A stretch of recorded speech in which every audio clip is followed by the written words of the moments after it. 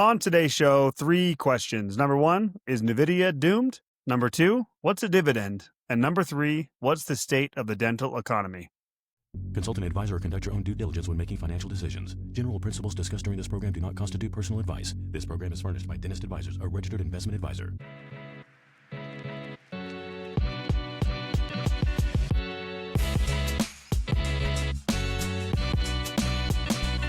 Welcome to Dentist Money's 2 cents, where we help dentists navigate all the noise. I'm Matt. I'm Jake.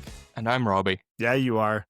And guys, no, I am not in an insane asylum right now. I am just sitting at home today working in front of a white wall. I've actually had comments from like people, like particularly friends who will see like our stuff on Instagram sometimes. I got a text one time. It was like, "Hey dude, love your stuff. You guys are awesome. You need to change your background. It's terrible." I need to. I've talked about, my wife and I have talked for months about getting like a big old bookshelf and things back here, and I just haven't. It's kind of a project, but yeah, it needs to be done. Well, I'm working from home today. My home office, since moving, I've not set it all up. And so I'm sitting in my kitchen in front of my white wall. So don't judge. Let's just not judge today. It's Friday. Yeah. We're feeling good. Okay, let's jump in. Rabih, we need to get green screens. And we do. Yeah, we need to have like really nice exchange behind us. Be very corporate-y investment, guys. I agree. Let's jump in, Rabih. We're getting clickbaity today. You were sending articles beforehand about some scary stuff with NVIDIA, and we wanted to get really scary and clickbaity. So is NVIDIA doomed, Rabih? Tell us. Not necessarily. But this is crap. What are we doing here then? No, this is really serious, actually. This is a systematic risk. This could impact all of us, what is now happening. So remember, I think Jake was with us on the podcast when we were talking about how OpenAI is investing in NVIDIA and NVIDIA is investing in Oracle and Oracle is investing back in OpenAI. And we said, like, what is there? Let's look into it. And honestly, I didn't really give it a lot of attention. And then earlier this week, Michael Burry, who is the very famous hedge fund manager who predicted '08, they have a movie about him, The Big Short, etc., showed in his official filings that he has a $1 billion put position on NVIDIA and another very significant position on Palantir. And kind of the market opened its eyes. Like, if this guy is taking a $1 billion bet on the largest company in the US, he must know something. So let's go back and let's go read the deals between AMD, OpenAI, Oracle, NVIDIA, the whole squad. Let's see how it's happening. And it seems like there is a new way of a financial engineering product that these companies are doubling down on. And it's not only between these tech, it's even happening between the government and these rare earth metal companies. It's a way of how they are structuring the deal that could cause a systematic problem. And this guy is betting on it. I sent you guys the reaction of CEOs trying to justify what they think their company is doing and how that short position or the big put option position against their stock means. And they're getting defensive, right? They are worried that this is going to change the sentiment. Hey, and really quick, Rabih, just to back up. So just we can break down when you say put option, what you're saying is a put option is basically saying we're betting that this is good. We're going to benefit if this stock price goes down. A put option is an insurance. I'm going to buy insurance. If it goes down, it pays me back. Perfect. We were just talking about this before we went on. We're like, we take our things that we say for granted, and we want to make sure we break these down. So when you put a put option on a stock, you're betting or buying insurance that it's going to come down. 100%. Okay. Actually, given that we're going to the definitions, let me define what a warrant is because it's going to come up in the conversation. We're going deep today. Yeah, on this Friday. It might be a little bit. It's a warrant is similar to a call option. And let me explain what a call option is. I know I'm explaining one thing with something more obscure, but the idea is a call option is a contract where you agree with someone that you can purchase the stock at a later date at a pre-specified price. It's kind of the opposite side of an insurance. So let's say Matt sells me, I don't know, gym gear. I don't know. We're going down into the stereotypes.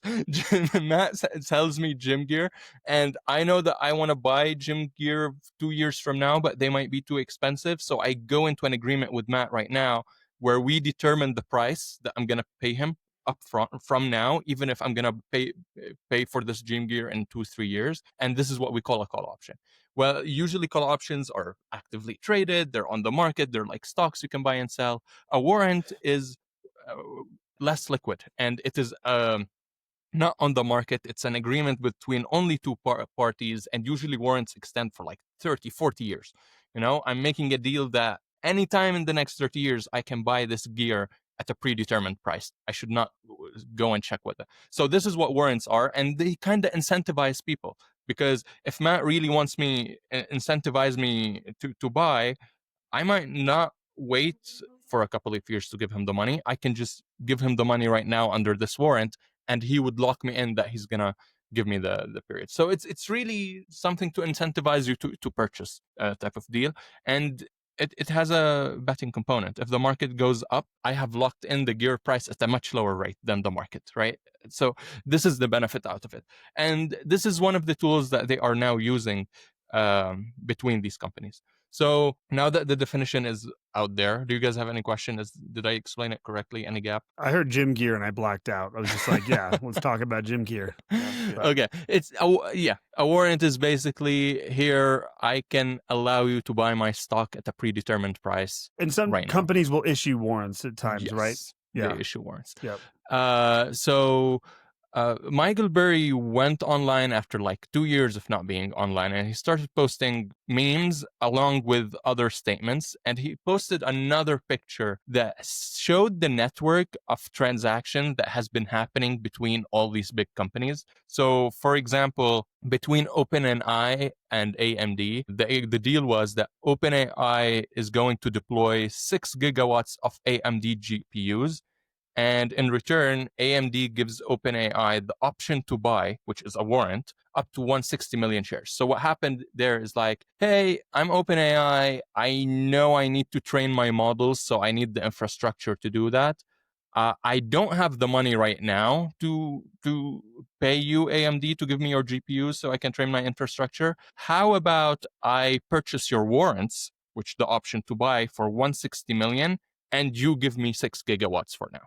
So they are, you scratch my back, I scratch yours. This is like the ultimate, like, buy now, pay later. This has been going on in similar, but buy now, pay later is debt, right? This is equity. I'm buying now with your equity and paying Got later. it. The other one was, the deal between Oracle, NVIDIA, and OpenAI. NVIDIA is going to agree to invest up to $100 billion. We're going to post this on our Facebook group, this thing you have in the doc. This, like... Well, the source is Bloomberg, and it was posted on Twitter by Michael Burry. So it's not proprietary to DA, but we can post it, yes. Oh, yeah. No, I'm saying, I know you didn't make it. It's from Bloomberg, but I'm like, we need to post this later on our Facebook group, because this is a lot that all these arrows and things that you posted is we're going to post it on there so people can see it. Yep. So yeah, and if they can read more into it, I'd be glad to learn more. So over here, NVIDIA is saying it's agreeing to invest up to $100 billion in OpenAI. OpenAI is inking $300 billion cloud deal with Oracle, and then Oracle is spending tens of billions of dollars on NVIDIA chips.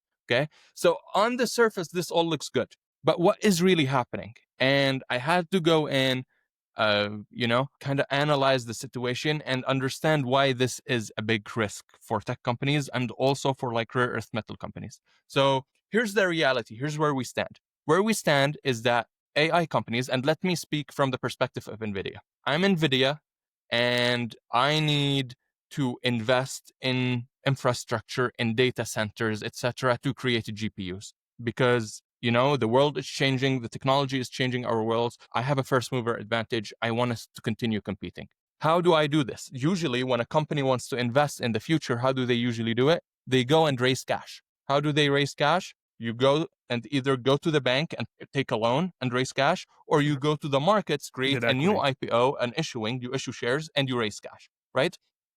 And this is from the perspective of the balance sheet. Your balance sheet grows because either the liability is growing along with the cash, which is an asset, or the equity is growing along with the cash, which is an asset. And it's all contained within the balance sheet, correct? The reality is that, well, this is not really the best way to raise money. This is where the financial engineering aspect is coming. we don't want to go issue a loan with interest rates at 4%. And we also don't want to go and issue equity, because if we issue equity, we are increasing the number of shares available. We're increasing the supply. Our stock price will go down. Dilutes, yeah. It'll get diluted. So they were like, okay, let's do some trick where we funnel this raising of capital through our income statement, through our P&L first. Then it'll show up really nicely on our balance sheet. So what they are doing is that I'm NVIDIA and you are OpenAI, Matt. I'll tell you, hey, OpenAI, you want to buy my chips either way, right? You're going to buy my chips now or later in the future. And I am short on cash and I need to raise money. How about I issue you warrants that are already very profitable, are already in the money. All you have to do is take those warrants and convert them, exercise them into shares. You're going to get warrants from me. You'll exercise them into shares, and then you'll sell those shares at a profit. And with that profit that we just created out of nowhere, the deal is that you promise me that you take that profit and you put it as an order for more GPUs from me. No, okay. Yeah. So from your perspective, all you did as OpenAI, oh yeah, I received some warrants. I know I'm going to need to get these GPUs later on, just like in my example, I need to get these gear for the gym. Anyway, let me take these warrants, I'll liquidate them, and I'll put an order in for these GPUs. Right? This is what happened. Now, let's take a step back and look at it again from the perspective of NVIDIA. NVIDIA's P&L now says that, oh my goodness, there is a big order coming from OpenAI. This is revenue, and this is going to be net income. And if it's going to be net income, it means it's going to go into the equity and increase the value of the company. So what happened suddenly? You wanted to raise money, but instead of issuing shares and getting your shares diluted and having the stock price go down, you did it through warrants. You issued a warrant. You made a deal with your customer that profit from the very profitable warrant that you issued is going to be used to purchase your own products, which shows as a profit for you, which inflates your stock price. Interesting. And does the issue of the warrants that then is converted, that does not dilute? That's a really good point. So there is a balancing aspect. If you overdo the warrant, when you exercise as OpenAI and you create more shares, NVIDIA should be diluted. But if you do it just right with the proper amounts, you can have that dilution happen, but it will be immediately offset by the increase in the stock price due to the fact that it's getting revenue. Oh, with the purchase. Right? So they kind of balance each other. Yeah. And this is a recipe to print money. You're raising cash, right, through your equity without diluting your stock price, which is systematic if you do it across multiple companies with different people. Another example is the deal that the Department of Defense just made, and this is how I got into this before I went and read about the tech companies. The Department with Defense with MP, which is Mineral Partners, which is a rare earth mine in California and Las Vegas and Nevada. And what they do is that they only extract rare earth, and they are still oxides. Like they're rarely early in the refinement process. They have to concentrate them, refine them, make them rare earth elements, and then they can be produced into magnets. We talked about this earlier on, Tussads. So the government was like, we're going to guarantee for you that they have one customer, which is China. They said, you stop dealing with China and you start developing your plant so you can go all the way from extraction to finalized magnet product. From A to Z, the whole process. The whole Z. We're going to fund you. And the way we're going to do it, we're going to purchase the magnets from you at a 110 price, locked in for 10 years. So we're guaranteeing the revenue. But how is the Department of Defense guaranteeing this 110 price regardless of what the market price of magnet is? I'm going to guess warrants. MP is issuing warrants for the government. This is a new game in town where, hey, you can raise money outside the two traditional ways of strict equity or strict fixed income. You are funneling it through a deal with your customer. And the benefit of it is because you can issue warrants and your stock price will still go up on the news that someone is buying your products. So, it's a new tool. It will move. This is not like the tech bubble where bad companies were issuing money. This is good companies who are issuing a little bit too money through a new trick. Yeah. Jake, you have thoughts on this? I just had a more bigger picture thought if you had a more specific thought to the Well, whole warrant situation. Well, I'm just curious, just to make sure we're kind of differentiating, because the second I hear this, Rabih, my brain naturally goes to, I'll be honest, 0809 This is with a Ponzi scheme. It's all kind of well, just floating it kind of paper around. sounds, yeah, it kind of sounds Ponzi scheme-ish. When I hear new way to financially engineer the raising of capital, I start to think about all of the, at the time, pretty new ways to financially engineer what was going on with mortgage-backed securities and this, CDOs and all these things that ended up leading to 0809. So that's where probably like all of us have a negative tilted, cynical brain. That's what I immediately go to when I hear things like financial engineering and this new way of doing things. But also, if we take a step back, am I correct to say it's not necessarily that scary, like 0809 level, but still something to keep in mind, because at its worst, this could be inflating stock prices by shifting from balance sheet metrics to cash flow metrics, to your point. Like that could still get out of control. That is right. The risk, so here's how it differs before 08, before I go into the risks. In 08, the risk, the weakest part of the chain was the quality of the person buying the house, right? That was the weakest part of the chain. When the quality of the home purchaser deteriorated and you were giving houses to whoever had $400 in their bank account, Yep. when that cracked down, the whole chain, had a domino effect, and the whole thing happened. Over here, what is happening is those companies, which are good companies, are raising capital, and they are borrowing from their future selves. When they are committing to, NVIDIA is committing to give OpenAI billions dollars worth of GPUs at a predetermined price, they are committing to their future self how much they're going to be producing. So the risk here is technological, is operational, is logistical. Because if NVIDIA, due to, I don't know, fierce competition from China, price cutting wars, etc., or a change in the technology, maybe GPUs aren't the way to go, maybe different chip styles, silicon styles are a better way to do. All these market factors that affect how competitive they are going. If one of these breaks down, it's an operational risk. NVIDIA, which borrowed from its future self, will not be able to face these commitments. And suddenly all this higher valuation that came as a result of these deals that came from OpenAI and Oracle, etc., will kind of disappear because, we made a commitment. We rallied the stock price anticipating and discounting the added value of these commitments, but they're not going to happen. So now we're going to go back to, fundamentals. But those fundamentals right now are different than they were pre-deal because these fundamentals include a lot of dilution to the share price.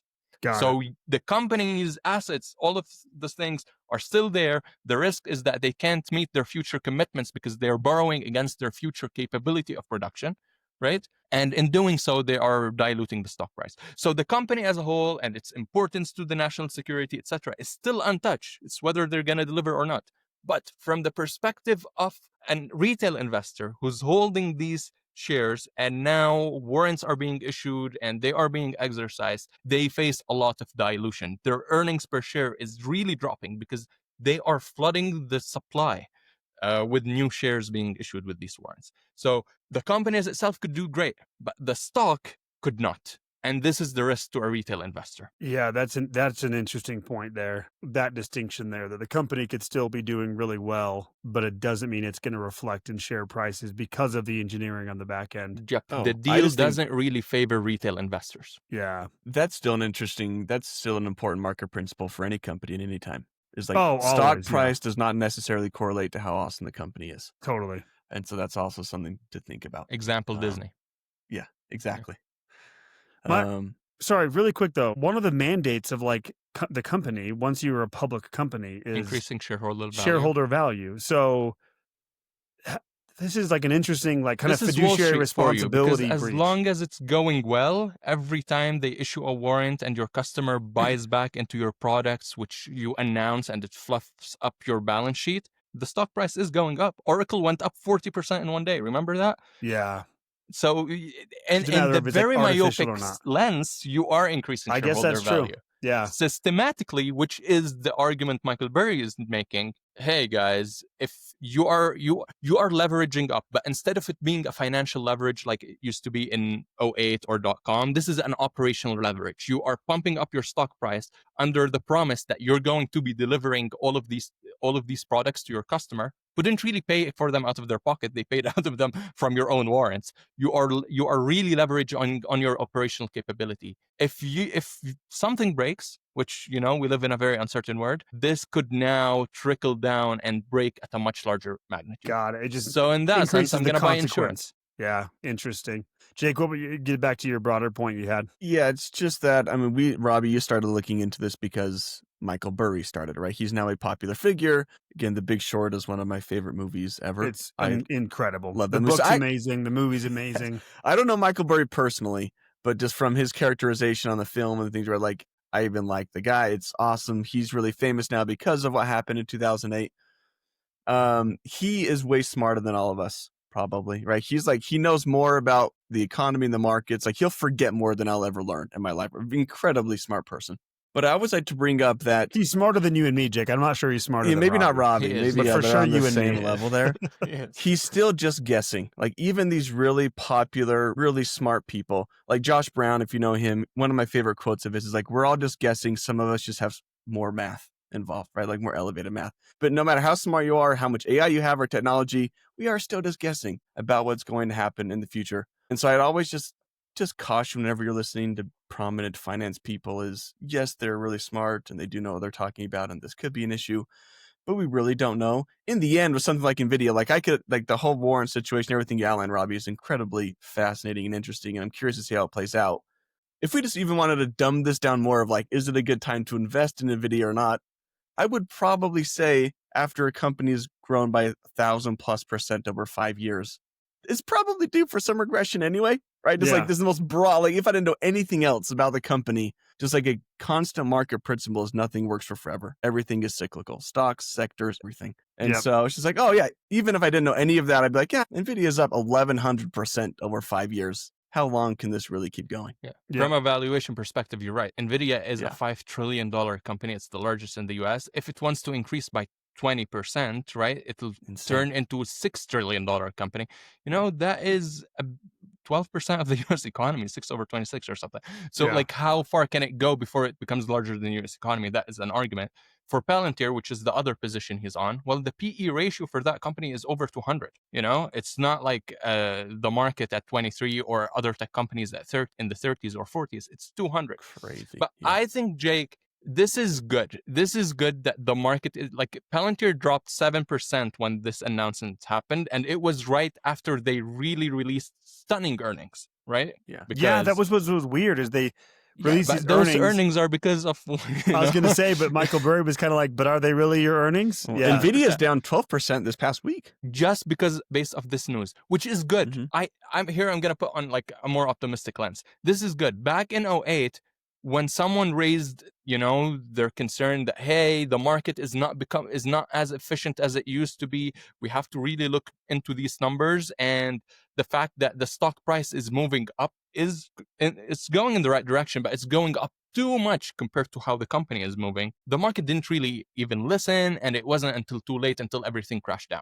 But if, as we are struggling in this bull market up, every now and then we have a moment of, rationality, we take a deep breath and we reassess the value, maybe we can make sure that the stock price doesn't really deviate away from the company and we all ride with the company profits. So this is a good sign.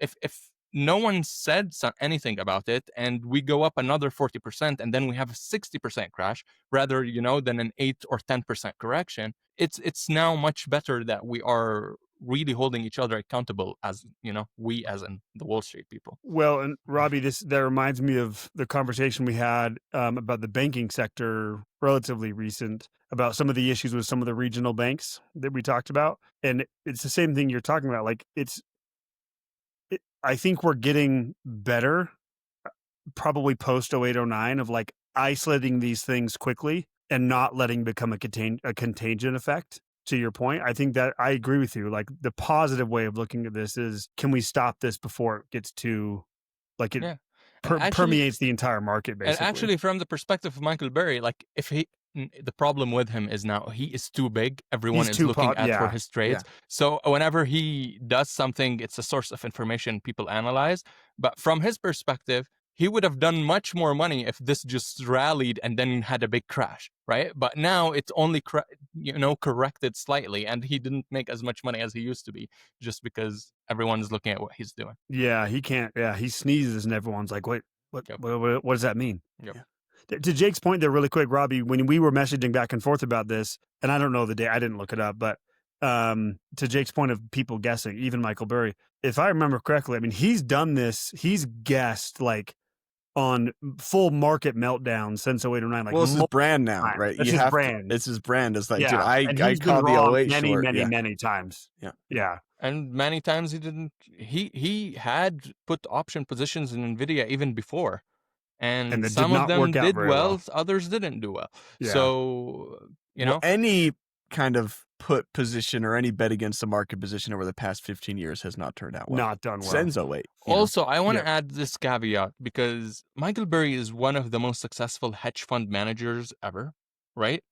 And how he's doing it is different. Like, if you're listening to this, it's like, oh, maybe I'll go short NVIDIA. Don't. Please don't. Or maybe I'll go do a put option, because with a put option, I know my losses up front. Also don't. Like, if you've watched The Big Short, there was a scene where it's like, how much are you paying? It's like, I've been paying $90 million every single in month, premiums, because he is trying to finance and expand the coverage. He doesn't know when it's going to happen, but can he take his position and survive until it happens? So a lot goes into it. Like, you need, even us as professionals, like, I need a lot of data and work and infrastructure before I can manufacture a trade that can sustain until the event happens. You would die bleeding out costs before it happens. Managing $1 billion fund is a completely different ballgame than your $500,000 brokerage account that you have. Just completely different. Like, you're not even playing the same game. I was just going to say that. What Rabih just said, you just said it, Jake. Playing a different game. Yeah, that's a lesson there too. Whenever you read these articles or see what these professional money managers, or hedge fund managers are doing, it's like you are in a different universe than than these guys. So it's a really good point. Okay, so NVIDIA is not doomed, but something to keep an eye on. Yeah, and down 12%. If you're worried, make sure you're more diversified. And I was going to say, don't be all in on NVIDIA or any one company. Yeah. Okay, I actually am glad we did this, and we don't always plan this. Sometimes we do, but I think this flows really well with Jake's topic. Yeah. With what is a dividend, because we're talking about puts and calls and warrants. Jake, you had an experience recently where somebody was bringing up dividends. I think this is a good topic to refresh on. Yeah, it's just a good marker principle just a good reminder for people who are listening here. So I have a friend. Sometimes the best content, first of all, always comes from like real life questions and examples, which is what this is, which is great. So I had a buddy, he just texted me. He's like, have you heard of this fund called MSTY? Is what the fund is. I'll give you the name here. It's really simple. It's Yield Max MSTR Option Income Strategy, ETF.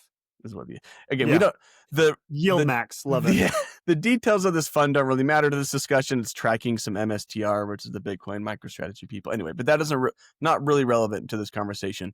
But the reason he was asking about it, he said, "Hey, I put in $100 a month ago. This thing has already paid me out $7 of dividends this month alone. So it's like a 7% dividend rate in just 1 month. They're paying out weekly dividends now if you invest in this fund. This is becoming big, by the way. I think of the young people with like dividend strategies. Yes. I think this is kind of a big thing online. So let's back up just a quick second. So when you invest in stocks, there are two ways to make money, right? The first is just price or capital appreciation, right? So you buy a stock at a certain price, it goes up in value, you then sell that stock at a higher price and you take that gain, right? That's like one way. That's like the main. It's like my gym gear. Yeah, your gym gear. Like you just buy it at a higher price. The other way is through dividends, which is some companies, not all. I think it's about 60% of all U.S. stocks pay dividends currently. Again, that number fluctuates a little bit, but so not every stock, but some stocks will pay dividends, which is they will make a cash payment out to their shareholders on a either monthly or quarterly or annual basis, just some of the profits that company has.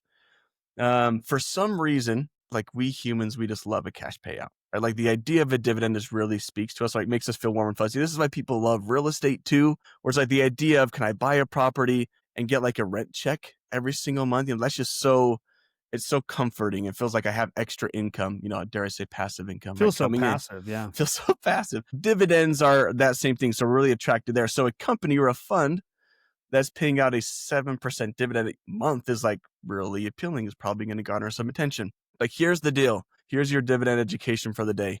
Dividends are not free money. A dividend is simply a return of capital. Okay. So let's do an example here to explain what that means. Let's say you bought a company or bought a share of a company that's at $10. And let's say that company is like, hey, we're going to pay out $1 dividend for everyone who owns the share of this company. So you bought a company for $10, it's going to pay out $1 dividend. After they pay out that $1 dividend to you, your stock price is now $9.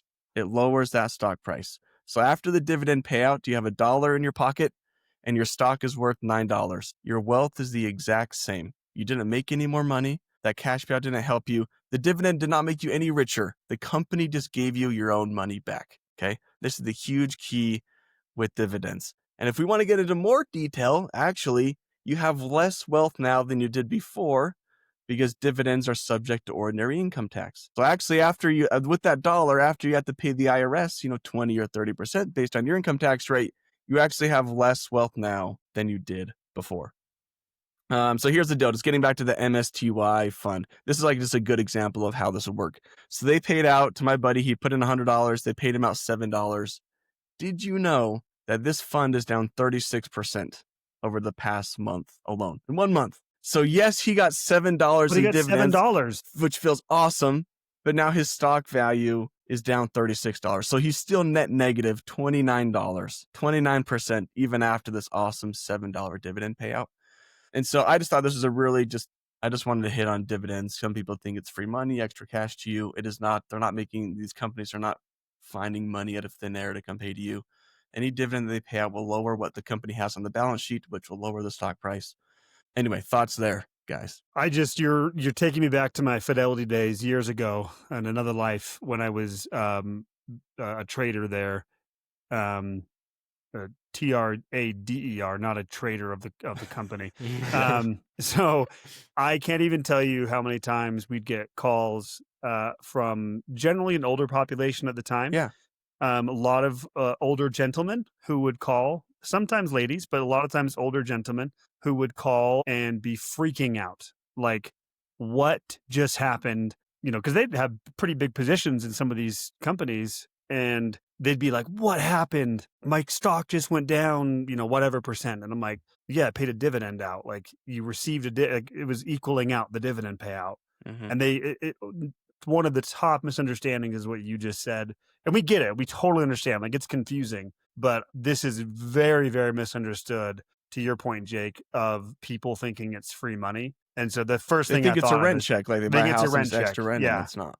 Mm-hmm. Yeah, it'd be as if your home, this rental property you have, paid you out $10,000 that year, but then you looked on Zillow and it's like, oh, well, that equalized with the value of the home. Like, it just, like you said, it's not free money. So I'm actually really glad you covered that. And I know we want to get Rabih in here because he's got thoughts to add for sure. But I'm just glad you covered it because I think this is a top 5 investment kind of misunderstanding for sure. Rabih, let's get you in here. Yeah, I think the misconception is that we treat dividends as if they are rent, where in reality, rent is equivalent to earnings, right? Yeah. Right? So dividends are not income. No, dividend is what did you decide to do with this earning? Did you decide to put it back into the company or to just give it out back to an investor? And if I may allow me to be a little bit harsher, dividends are obsolete tool of the past. So back in the days, just imagine you invested your money in a certain stock. The exchanges weren't there. You couldn't access information. You had to wait for the newspaper, right, to know how the stock price moved, etc. So you have concerns, and you would rather receive a monthly paycheck or else you would not know how your stock is doing. So dividends were more of a behavioral thing. It's like if you invest in us as a company, you can receive this monthly paycheck or this quarterly paycheck, and you'll feel good about it, and you'll calculate how long until I make my investment back, type of deal. But now in this day and age where you can see the stock price every single day and you don't have to, jump in your horse carriage and, drive for a couple of days to get to the New York Stock Exchange to exchange your shares and sell and buy, now there is no need for this behavioral anchor called a dividend. Because if you need money, just sell a little bit of stocks. Right? A dividend is a forced sale of stock, which it's determined under their own terms, and at an interest rate that you do not, at a tax rate that you do not control. Whereas selling stock, you can control the timing and you can control the tax rate that you're paying on it, whether it's short-term capital gain, long-term capital gain, right? So dividends really are a tool of the past that are becoming obsolete, but behaviorally people get attached to them. Yeah, that's Rabih, you're exactly right. But the behavioral point is people think the opposite is. I think there are a lot of people out there, especially as they get older, Matt, like you mentioned, where it's, I'm getting close to retirement. I kind of like the idea of just getting dividend checks that can help cover my lifestyle, right? It's a really big thing. Like, can I buy some, dividend investing in dividend stocks? Can I buy like Walmart, I don't know, or something I think pays out a huge dividend. So can I buy these companies and have it cover my lifestyle? Because they are hesitant to sell their stock, I think, Rabih. I think that's people are like, they don't want to dip into that principle. So that's what I would say is, you know what? You can actually just create your own dividends by selling your stock. And it's okay to sell some of your stock. It's okay to dip into your principal. To your That's point, why it's the same there. thing. It's the same thing and It probably is cheaper. It's better though, because you get capital gains tax and not ordinary income tax on it. And like Rob said, you can control and determine the whole thing. But I do think some people really are like, if you get to retirement, you have $3 million. I think people are like, I never want to see that $3 million go down. Like they just want to keep that there. And so they like the dividend on top. But anyway. At the end of the day, what matters is your total return. And your total return is the payout, which is kind of the dividend that you're receiving, and the change in the price. You have to look at the total return number and try to maximize that one and immunize that one from taxes. Dividends isn't the best way to go. Bingo. Yeah, it's really good. I don't know if we want, we can keep going on this and get controversial about and adding stock buybacks and are they dividends or not. But I know this is a big thing a few years ago of controversy of where do we categorize stock buybacks, but I think are a dividend. They're the same thing. It's the same dividend. thing. They're just a more tax efficient dividend, but they're still a dividend. Yeah. Awesome. Great topic. Anything else you want to add on that, Jake? Did you set your friend straight? Yeah. Well, to put a bow on this, actually, like at the end of our text exchange, he's like, so you're telling me if something seems too good to be true, it probably is. And I'm like, that kind of sums up a ton of things. Everything right there. Yeah. All of this. Yeah, it's good. Awesome. Okay, last topic. This is actually, I probably bit off more than I could chew on this with finishing up with this, but I want to start bringing, this is from advice from the man behind the scenes that should be more to the forefront, but Justin, he brought up to me recently, he was like, man, what if you guys brought up more like dental specific things as much as possible on 2 cents? And I was like, yeah, that's probably a good idea since, surprise, surprise, we only work with dentists. So I want to start doing that more. And I've started putting together more like resources and materials to be adding more like very dental specific topics around economy, investing, trends, data that we're seeing in the dental space. And I think we've done this before a long time ago, but every single quarter, the ADA, along with the Health Policy Institute, releases an economic report specific to dentistry. And so they do this again every quarter. So this is a little bit late, a little bit behind, but they did Q3. And I wanted to hit just a couple of highlights and get your guys' thoughts just from what we're hearing from dentists. So overall, they start off just kind of high level of where from going back to 2021 to now, where the dentists that they pulled through this, where they're feeling about, number one, overall economy, number two, the dental care sector, and then number three, their own dental practice. And so pretty much from 21 to now, where can you guys guess these trends are? Like up or down across the board? Is it? I thought people feel bad about the economy as a whole, but they feel good about their own situation. Yes, this is according to the ADA and Health Policy Institute. They have more data. So going back to 2021, they tracked your dental practice was in 2021, Q2 of 2021 was as high as 80%. Saying that they felt confident in their dental practice and the dental care sector as a whole. 2021 was, I remember, an awesome year for a lot of dental practices coming off of COVID. Collections boomed that year. Exactly right. Since then, from 2021, pretty much has dropped. So about 30 points across the board, even more. So the most recent reading, it has stabilized and actually started to tick up again. But it's still down. So for overall, for your dental practice in particular, it is now down to 54%, have a positive outlook on the dental practice, and then 44% for the dental care sector as a whole. Then they asked about the overall economy. At this point in the dental space, 33% of dentists have an overall confidence in the overall economy.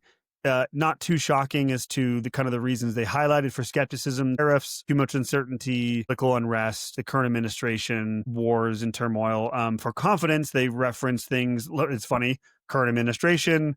It's just kind of highlights there. Stable / improving economy, resiliency.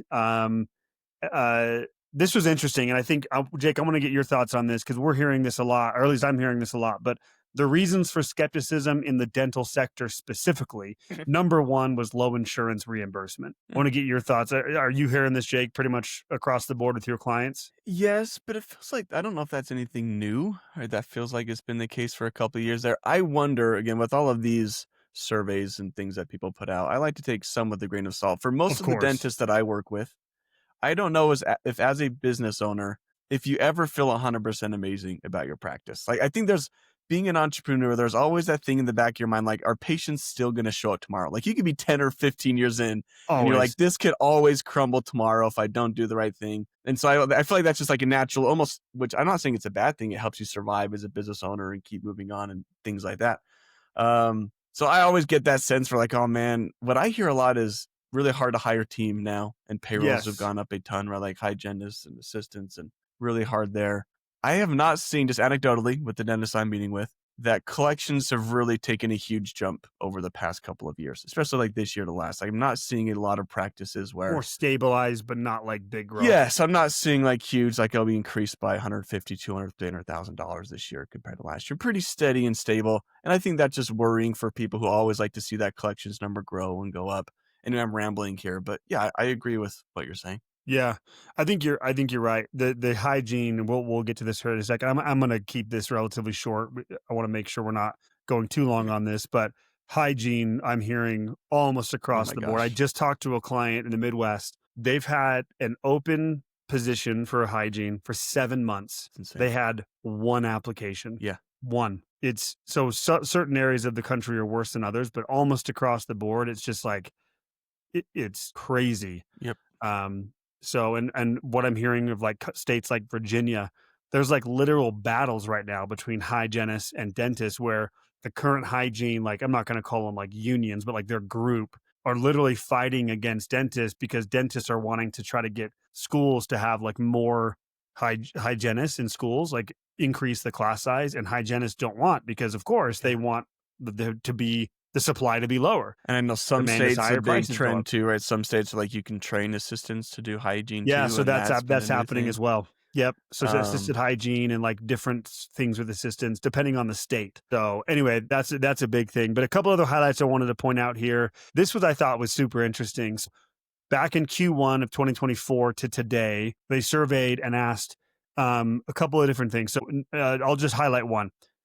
Dentists who responded to the survey that said, I'm not busy enough, could have treated more patients. Back in Q1 of 2024, that was 26% of respondents said they're not busy enough.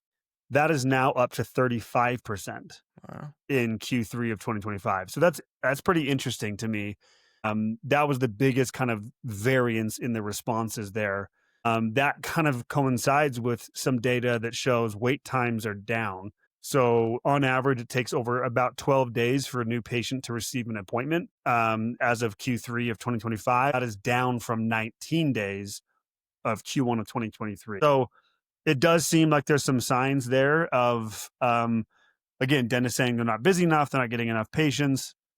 And then with wait times down, that does confirm that data. Couple of other things here I thought was interesting. Average fee increase. So 66% of respondents said they have increased fees this year, which I thought was interesting. The average fee increase was 6.7%, probably just in response to, rising costs. Payroll, man. Yeah. Yeah, exactly.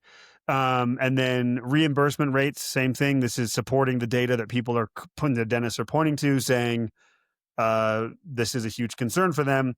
It's just pretty much across the board ever since about 2021 is when it broke away, where reimbursement rates across the board are just not keeping up with inflation. And the data shows that pretty drastically. Yeah. I think that's about what I wanted to cover. I think those are the highlights. Any thoughts from you guys on any of this? I think in that sense, it's just, dentistry is being impacted by our macroeconomic forces as much as any other industry, right? Like inflation has hit a lot of industries. People are needing to make more. Your staff's needing to make more. That's turning down your own profit unless you are increasing prices or doing things like that. But I know that gets sticky with reimbursement rates. Also too, I know dentistry is it's a really resilient profession that's going to be around for forever and people need a dentist. But there is an aspect of, if people are worried about the economy and worried about the administration and worried about rising grocery bills, they may put off their cleaning or not show it to it, or they're not going to get that cavity filled, or they're going to maybe postpone some of their dental needs if they feel just nervous about where things are. And we'll see that play out too. Yeah, for sure. Rob, last thing, just because we were talking about hygienists, the data that supports this. The reports are coming at the dentists across the board, hardest to recruit. In 2023, 92% of respondents said it's very or extremely challenging to recruit a hygienist. That is still right around 90% today. So still very much an issue. And then let's see, as far as filling the position for a hygienist, 21% are more than 6 months of have an unfilled position for more than 6 months. Great. 35% 1 to 3 months to fill a hygiene position. So again, the data supports the difficulties there. You're not alone. If you're a dentist listening to this, hopefully, I mean, this probably doesn't make you feel any better, but it's happening everywhere. It kind of could be a good. Yeah, it's like misery loves company. We're all in this together. It's just good thing too. Unemployment rate is still really low across America. We see this. I have other clients in different industries, and even our business trying to hire people. It's always hard to find good people. It is. It is really, really hard. Anyway, hopefully it's helpful. Hopefully it's giving some high. I think what you're saying is true, Jake. Like, hey, this isn't just me.